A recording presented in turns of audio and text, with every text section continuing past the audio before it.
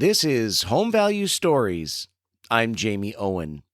This is a podcast that is designed to educate you on things related to real estate and real property valuation. Have you had your home appraised lately? What does it indicate the market is doing in the neighborhood? Does it indicate that home prices are increasing, stable, or in decline? Should it even matter to you? It should. Let's talk about why.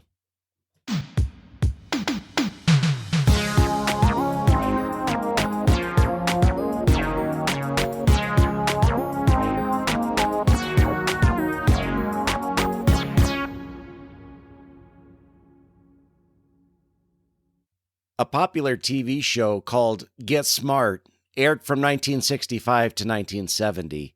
The leading character, Maxwell Smart, was a spy. Often, he was not taken seriously because the information he provided was, well, not always worthy of belief. Here's an excerpt from one of the shows. Dementi, your demented plan will not work. Why not? Because at this very moment, this warehouse is being surrounded by 100 cops with Doberman pinchers. Would you believe it? 100 cops with Doberman pinchers. I find that hard to believe. Would you believe 10 security guards and a bloodhound? I don't think so. How about a Boy Scout with rabies? Mr. Smart, there is no force on earth capable of stopping me. What does Maxwell Smart's not being believable have to do with appraising real estate? The Uniform Standards of Professional Appraisal Practice, also known as USPAP, are what state-licensed and certified real property appraisers must follow. Did you know that the term credible is found 259 times in the latest edition of USPAP? An appraisal must be developed so that the appraiser's reported opinions are credible. What does that term credible mean? Dictionary.com defines being credible as being capable of being believable or worthy of belief. Let's talk about an important aspect of an appraisal that is sometimes overlooked by many, namely, the reporting of market conditions. Behind the appraiser's opinion of value is a lot of research and analysis, which usually starts with an analysis of market activity and trends taking place within the neighborhood or market area of the property being appraised. Have you had your home appraised lately? If you have a copy of the report handy, take it out and take a look at it. In most appraisals that are communicated in a report-style format, one of the first things you will see is a series of boxes at the beginning of the report form. They are found in the neighborhood section of the report, under the one-unit housing trends. In multifamilies, it would be 2 to 4 unit housing trends, and of course, with condominiums, it would be condominium housing trends. In that area, boxes must be checked that indicate whether property values are increasing, stable, or declining. In the next row, it indicates whether there's a shorting of housing inventory or an oversupply, or perhaps a supply and demand are in balance. And then the third row indicates the marketing times. Are homes in the neighborhood selling under 3 months typically, or 3 to 6 months, or over 6 months? Now, it's important to realize that if the report is completed for Fannie Mae, then these market trends are reflective of properties that compete with the subject property. However, if the report is for FHA or some other purpose, usually these boxes reflect the overall sales prices. For instance, if a single-family home was being appraised, this would reflect the trends of all the single-family homes in that neighborhood. But either way, an appraiser who's performing a proper market analysis is going to measure both. The appraiser is going to measure the trends of homes that compete with the subject property, a property being appraised, and they're also going to measure the overall sales trends of properties in the neighborhood. And there's several methods and metrics that can be used to measure market trends. In most of the country, homes are selling in days or weeks due to the shortage of available homes for sale. And because of the shortage of inventory and historically low mortgage interest rates, home prices have surged up. If you've had your home appraised within the last year, what does the appraisal on your home report? If it indicates that prices are stable, that the supply and demand are in balance, and that marketing times are 3 to 6 months, the appraiser might be right, but then again, they may not be right. If that's what's being reported, then there should be some explanation in the appraisal as to why that is the case, because frankly, that's not that common right now, especially within the last year to year and a half. Again, I'm not saying that the appraiser's wrong. I have appraised some homes within the last year where sales prices of competing homes were stable. In fact, I had one where home prices were actually declining because of its location and some external influences on that neighborhood. But that is very rare. In this market, most homes are increasing in price, and it's because of the shortage of inventory that exists right now. And homes are selling usually within days or weeks, not months. But you might be thinking, who cares? Why does this even matter? This is why you should care. If home prices, especially if homes that are competing with your home or the home being appraised, and home prices are increasing rapidly, if the appraiser fails to reflect that in their report, then they're also probably not making market adjustments in the sales comparison approach. But why should this matter to you? If home prices are increasing rapidly, and the appraiser reflects that home prices of competing homes are stable, then they probably didn't make market adjustments in the sales comparison approach. The sales comparison approach is where you have the comparable sales on a grid. And market adjustments reflect changes that are taking place to sales prices in that neighborhood of homes that compete with the subject property. And if home prices are increasing rapidly and the appraiser failed to make those market adjustments, then their opinion of market value is very likely going to be less than what is really supportable. Say one of the sales an appraiser is using went under contract 4 months ago, and let's say that they didn't make a market adjustment to that comparable sale, but let's just say that home prices have increased 15% over the past year. If they don't make the market adjustment, what they're really indicating is that home prices have not changed to a level that it significantly impacts market value. Is that really the case? Especially when most homes and most markets are increasing rapidly, often by double-digit rates. So if the appraiser does not perform a proper market analysis, their results may be skewed. So if you hire an appraiser and their reporting does not look right, and you're the appraiser's client, ask them how they came up with their conclusions.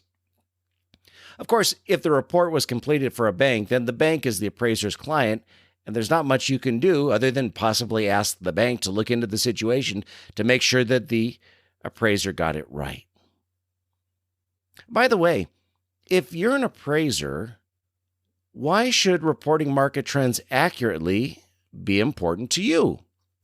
To find out, I reached out to a friend of mine and an appraiser colleague, Tim Anderson, who happens to be a USPAP instructor, and we had a nice conversation about this topic.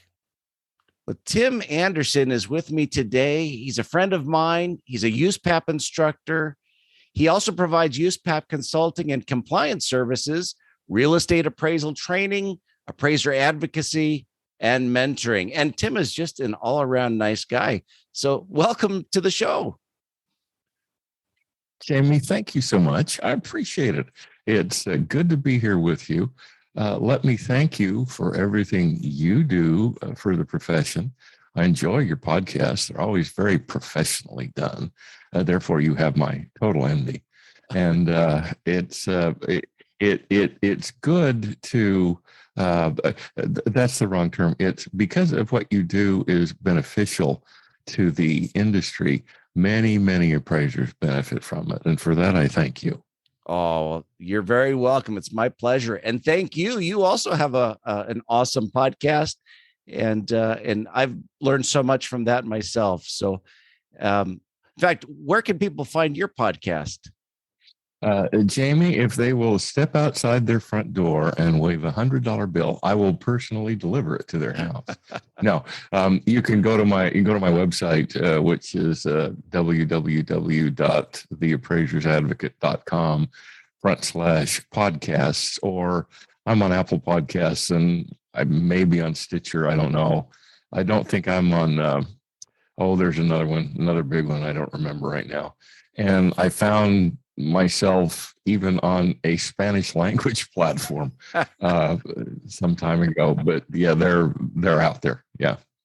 They're fantastic. So I thank you in return for all that you do. I was telling you earlier, I wish that these podcasts had been around when I was getting started, because boy, it really would have helped me as an appraiser. So speaking of that, I completely agree. Yeah, I completely agree. Yeah. When we got started back in the previous millennium, it was kind of, you were on your own. Yes. You and your mentor, that was about it. And USPAP.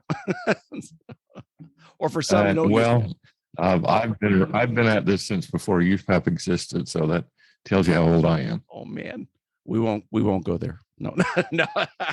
We won't go there. Thank you, Jamie. That's very kind of you. Thank you. Well, I'll tell you, I'm sure in Florida, the housing market is as hot as it is here and everywhere else. And that's why I thought I'd have you on, because home prices have gone up so fast. And yet I have seen some appraisals, and I don't do review appraisals anymore, but I do run across appraisals in my practice. Like if I'm doing a divorce appraisal, 2 appraisals are done on the same property. And I have seen fairly regularly where there's, the report is reflecting that the market's stable, that supply and demand are in balance, that the typical marketing time is, 3 to 6 months. And I'm looking at that report and thinking that's just not the case. Home prices are going up. So I thought we'd talk about how we, as appraisers, reflect that in our appraisals. I had one investor tell me that an appraiser told him that the appraiser refused to make market adjustments because they felt like we were in a housing bubble and they didn't want to somehow inflate their opinion of value. I've heard other appraisers not making market adjustments because they thought it might be problematic to lenders. And so I thought we would talk about that. Jamie, thank you. Let's talk about market adjustments. And, the question comes up, how do you distinguish between an increasing market and a stable market? And the answer to that is very simple: very carefully. The problem is what's very carefully. I was working with an appraiser in San Francisco recently, and we got on the I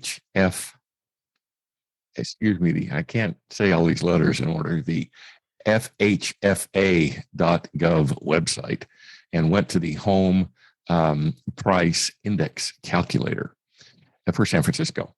And there are 2 grids on it. There's the grid for California at large, and then there's a grid specifically oriented toward San Francisco. And while values in California are going up, too fast, in San Francisco, they've slowed way down. And basically, it's because people are saying, look, San Francisco is a beautiful city and it's got a lot of history and it's got the little cable cars that go up to the stars, according to Tony Bennett.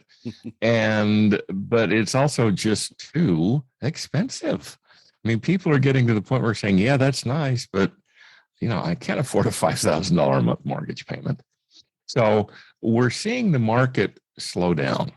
Now, if you look at the grid, if you look at the FHFA grid, prices are still going up in San Francisco, but instead of going up at 12 to 18% a year, like they're going up every place else in California, they're going up at 4% a year in San Francisco. So that's an increasing market. It's increasing at 4% a year, but the difference is so great that, and if you look at the last 6 months on the grid, you'll notice that the rate of increase not only has slowed, but it's beginning to flatten. So is an appraiser going to look at that and say, well, this is still an increasing market, to which the answer is yes? Or is the appraiser going to look at that and say, it looks like we're approaching stabilization, to which the answer is yes? So it's not so much the appraiser's rate of increase. It's the quality of the appraiser's explanation as to why they made the choice.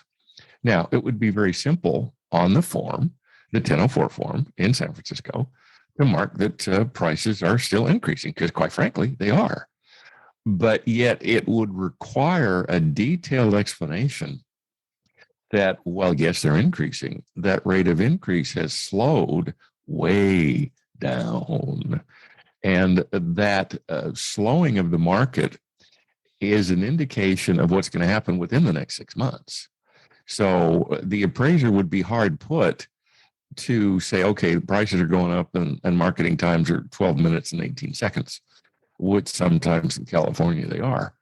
But the appraiser is going to have to explain that everything's slowing down. Now, as you and I record this, Zillow has recently come on the market and said, okay, we're not buying houses anymore. All right, they're investors. They have the right to do whatever it is they want to do with their money. By not buying houses anymore, Zillow is telling us a large quantity of data, quite frankly, about the market. One of the things Zillow was saying is we look at the market every day. We're in it every day. We're in it as buyers and sellers. We're in it as brokers. We get listings from brokers. We get sellings from brokers. So we have decided that the past increases that we have seen and quite frankly depended on aren't there anymore, or at least aren't going to be in the very near future. Now, is Zillow going to put all, 15,000 of its properties on the market at once? Probably not. They know basic economics as well as anybody. So they're not going to flood the market, thus lowering the prices of their own real estate. They're going to parcel it out relatively slowly. But because they're going to parcel it out relatively slowly, they're starting to sell this stuff now, rather than trying to time the market to get it at its absolute peak and then sell everything. And any experienced investor will tell you that, timing the market is a great way to have a heart attack. So they're not timing the market. They just believe it's time for them to get out of it and invest their money elsewhere. And a number of appraisers have pointed fingers and said, see, Zillow's algorithm is wrong. Actually, that may be true, frankly, but we don't have any basis for that because the algorithm's secret. What we may be seeing is their algorithm has said, hey, guys, it's time to sell. So maybe that algorithm is extremely accurate rather than the monumental failure that a lot of appraisers and brokers want to consider it to be. But we have to recognize the market. Now, when an appraiser says, well, I don't make market trends because that may not be true in the future. Well, of course, it's not going to be true in the future. Nobody can predict the future.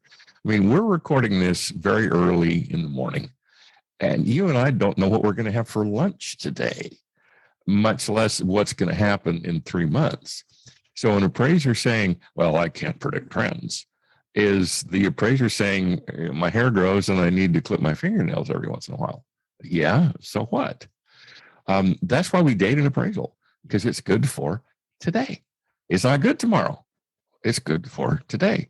So if today the market trends are increasing, and we can demonstrate that with credible market data, then to say, well, despite what the data say, I'm smarter than everybody else on the surface of the planet, and I'm not going to make upward or downward time adjustments. Okay, that might fly. But if your report comes up before a serious reviewer, not the one that looks over and makes sure all the boxes are checked, but a reviewer at the auditor level or a state investigator, they're going to say, okay, thank you. We appreciate this. Please show us out of your work file how you arrived at this conclusion. And as someone who has worked with hundreds of appraisers over the years and has read thousands of real estate appraisal board decisions, to say, well, that's just what I felt, doesn't carry any water. That gets you another appointment with the state board. So if you're going to make a statement of fact, if you're going to say, I think the market is stabilizing, okay, fine, you have the right to say that. Indeed, you have the responsibility to say that if the market is stabilizing. But then anybody who reads the report also has the right, and indeed the responsibility, to say, okay, what's the basis for your argument? And you can't say, well, that's just my opinion, because it's not. Whether the market is going up, stable, or going down is extractable from the market. Therefore, it's not an opinion. It is a fact to be found. It is a measurable, quantifiable, historic fact. And just to say, well, it's my opinion, is basically saying, I just charged you $500 to guess. And okay, you might get away with that 2 or 3 times, but you're not going to get away with it enough to make a living over time anyway. And that's exactly, how I view it too. It's not an opinion. It's a fact. And if an appraiser does not have the skill to even recognize if prices are going up and down, what? Oh, do we have time, Jamie? Probably not. Probably not.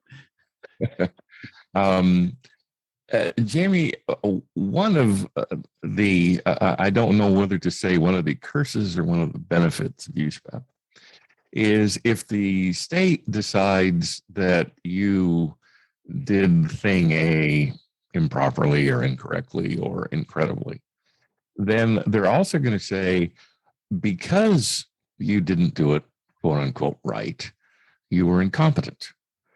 And because you didn't disclose your incompetency, and then you didn't disclose what you did to overcome it, you violated the ethics rule, because since you knew you had to disclose your incompetency but didn't, you made that choice. And it is a violation of the conduct section of the ethics rule to mislead the client or intended users in any way. So out of one mistake can come at least 3 charges. Now, are states willing to negotiate some of those away? Yeah, of course they are. I mean, states are a lot more interested in bank robbers than jaywalkers. But states are they're more willing to negotiate away technical violations than they are to negotiate away ethical violations, because an ethics violation is a choice.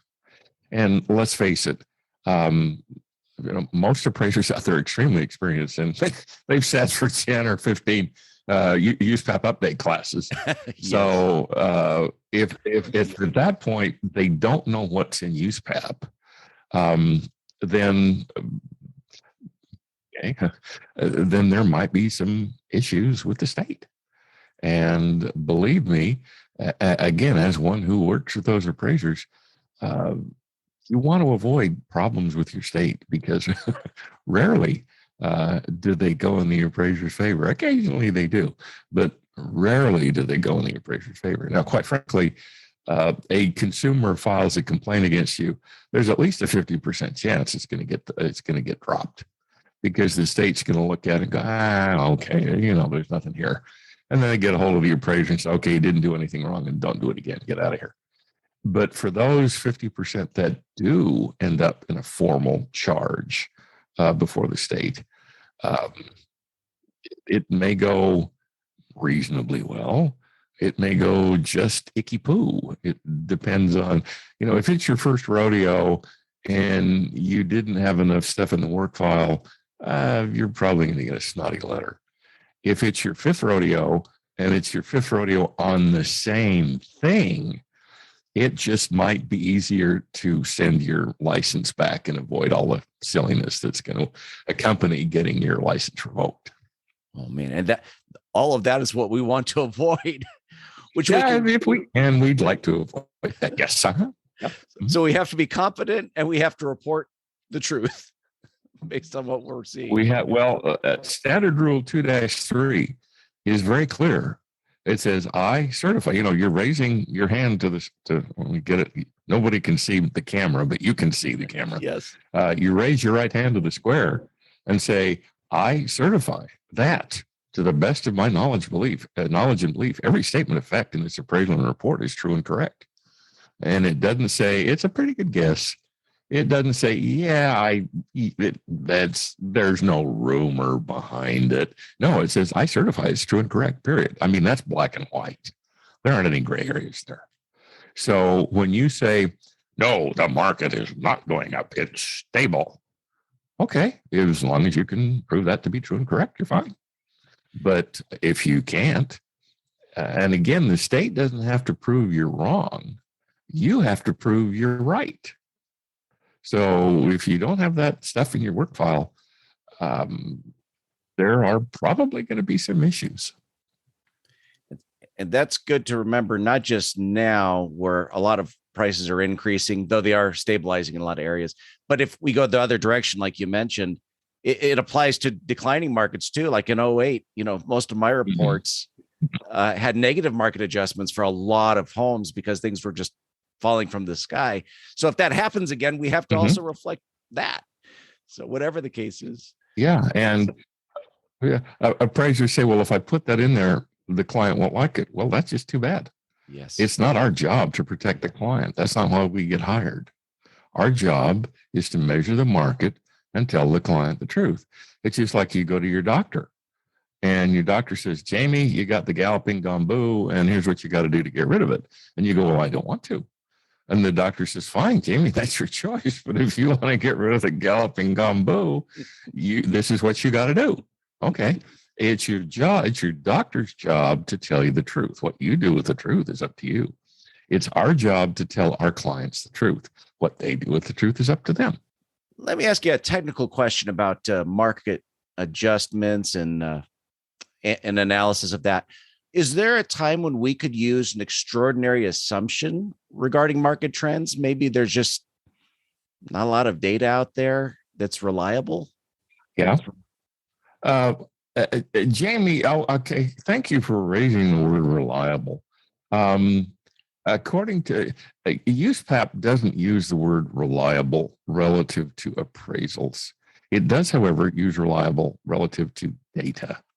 So the data have to be reliable. Now, the thing is, there is a definition of reliable in the scientific sense, meaning, one scientist can conduct an experiment, keep really good notes, and then give those notes to another scientist who carries out the same experiment. And if they get essentially the same results, then the experiment is considered to be reliable.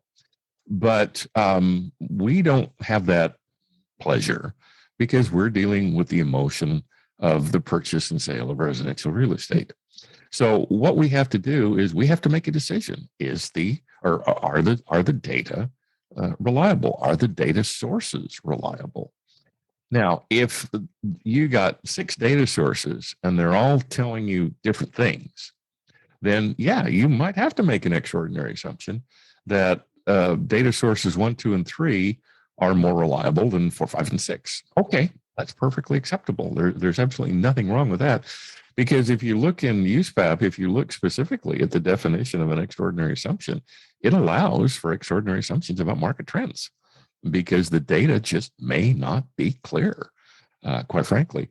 But way too many appraisers are willing to say, well, rather than go through the analyses to find out which are the reliable data sources and which aren't the reliable data sources, I'll just ignore the work behind that, and I'll just make the extraordinary assumption that they're all reliable.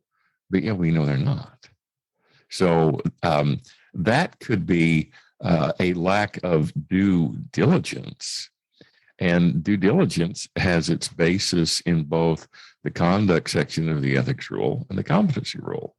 So just making a willy-nilly extraordinary assumption like that without the research to discover the reliable sources versus the non-reliable sources could, well, get you one of those afternoon appointments with your state appraisal board. Shows you just how serious it is. Those little boxes and what we put in our report, it really makes a difference. It can be a career changer if we're not careful with what we do. Yeah. And the problem is those are not little boxes that we check. Those are sources of information to the client. Therefore, the client has the right to assume that what is in those little boxes is true and correct. And if you go to the doctor and the doctor looks at you and says, okay, you got a cold, I'm going to give you a shot of antibiotics, but you don't really have a cold, you have lung cancer. Then we tend to get upset with the doctor because the doctor didn't go to the necessary work to get the right answer, and the doctor basically answered the wrong question. Okay, we very well have had a cold, but that wasn't the underlying issue.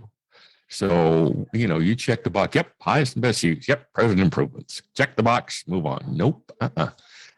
Checking the box merely says, if you look in my work file, you're going to find page after page after page of analysis showing, indeed, that I have complied with the 5 components of highest and best use as found in USPAP Standard Rule 1-3A, Roman numeral 1 through Roman numeral 5. It doesn't mean you guessed. It doesn't mean, well, I think that's what it is. It means you've gone through the analyses. And if somebody wants to see those analyses, they are available to show them. Speaking of reporting things accurately on our appraisal reports, let me ask you this. Say home prices are increasing and we reflect that in the appraisal in the neighborhood section. And then we get to the sales comparison grid, if we're using a report format.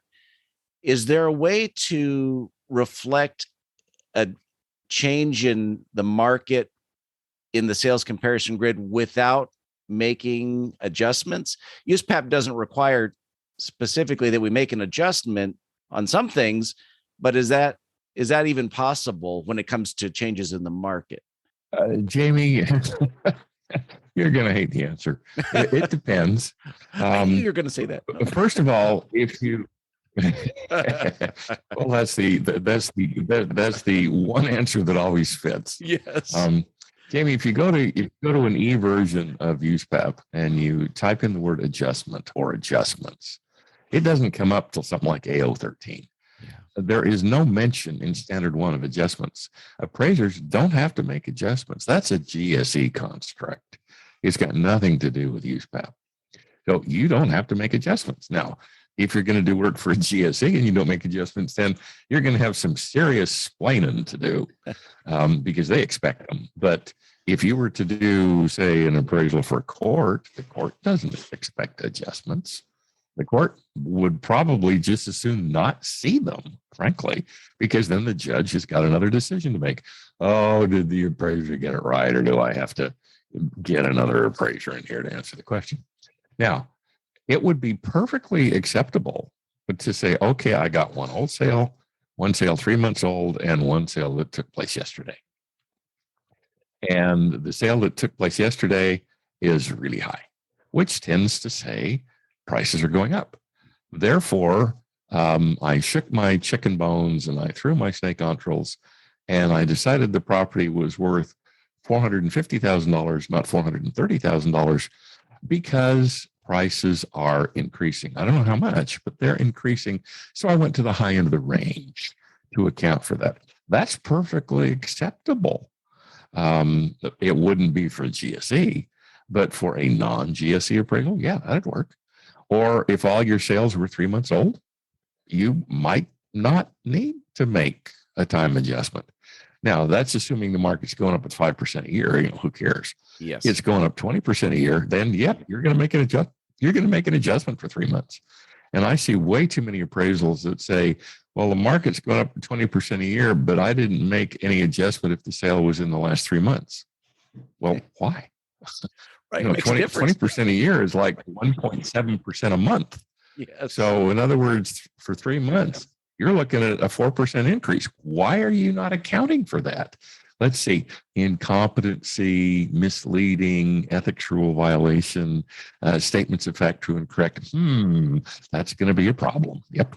I think you and I were on a forum where that came up. And I think if I remember correctly, the appraiser said they were afraid to make an across the board market adjustment. But that's one of those adjustments where it is across the board, unless the sale is incredibly recent. That's like saying, that's like saying my baby is choking, but I'm afraid if I do a Heimlich maneuver, I'll hurt the baby. Well, yeah, you might, but the baby will probably get over that. Yes. But people tend not to get over death. So yeah, you make the adjustment and then you explain it. See, the issue, Jamie, is not the adjustment. It's not the quantity of the adjustment. It's, I love this statement. I see this all the time in appraisals.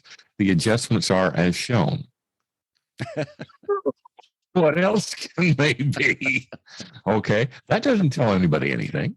Okay. The adjustments are as shown because, I felt time was going up. Values are going up over time. So I made a time adjustment. There's a significant difference in GLA. The subject had a swimming pool and the comparables, not blah, blah, blah. But again, it's not the adjustment. It's not the quantity of the adjustment. It's the quality of the appraiser's explanation for making or not making the adjustment. And when the appraiser says, oh, well, I'd never do that.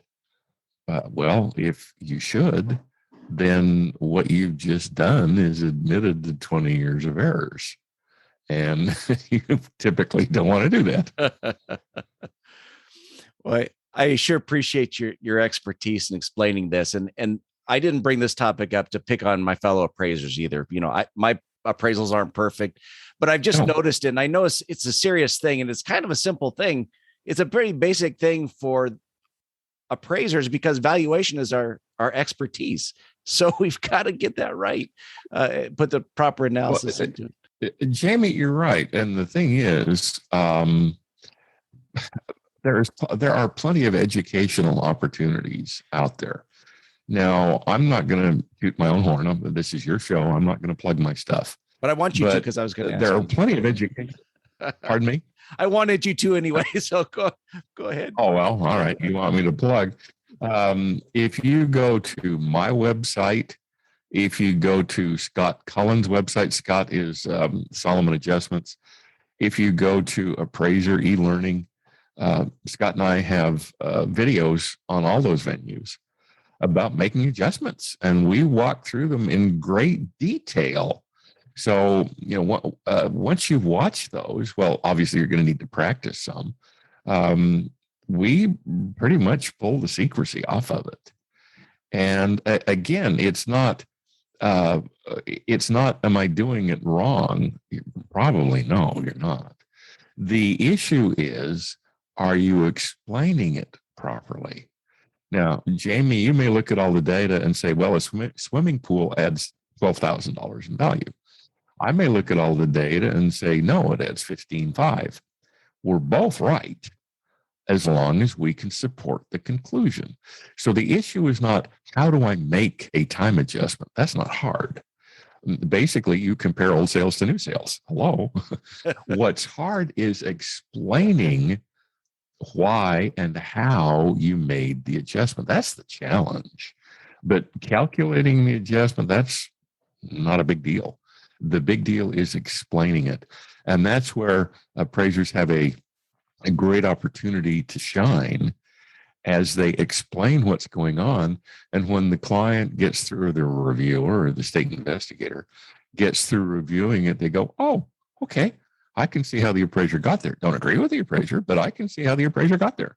And at that point, then it does come down to your opinion. And let's face it, your opinion is not wrong. Your opinion, however, is either credibly formed or it's non-credibly formed. And if it's non-credibly formed, it's wrong. If it's credibly formed, then it's right. Nobody may agree with it, but it's right. Words of wisdom. Well, I took your class, you and Scott's class, and it was fantastic. So I highly recommend it. And I've been making market adjustments for many years, but I picked up some new tricks from that class. So if you're an appraiser listening to this show, please check that out, and it'll benefit you as it has me.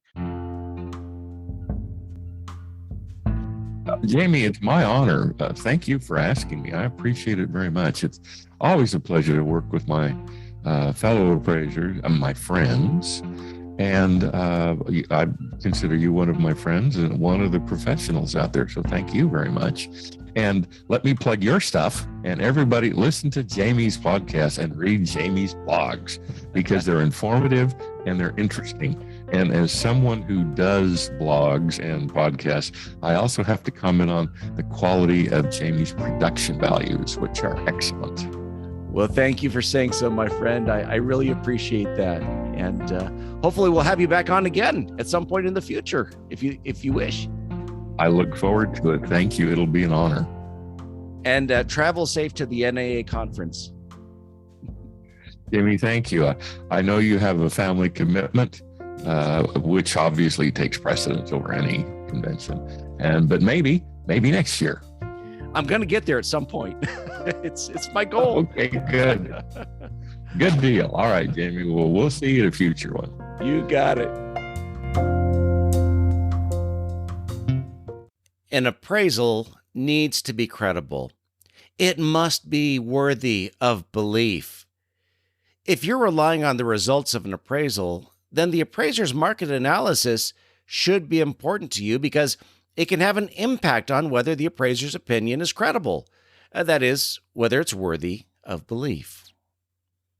And for us appraisers, we should make sure to do our best to accurately measure the market and to report our findings accurately and to reflect market changes accurately in the development of our opinions of value. The next time you have your home appraised, take a look at the boxes checked in the neighborhood trends section and ask yourself, is this information worthy of belief? Hopefully it is, and hopefully the appraiser explained their analysis in the report so that you understand what they did and how they came up with their conclusion about those market trends. There's a lot of analysis that goes into the development of the appraiser's opinion of market value, including a proper market analysis. My thanks to Tim for joining me today. He offers a lot of services that can help appraisers in many ways.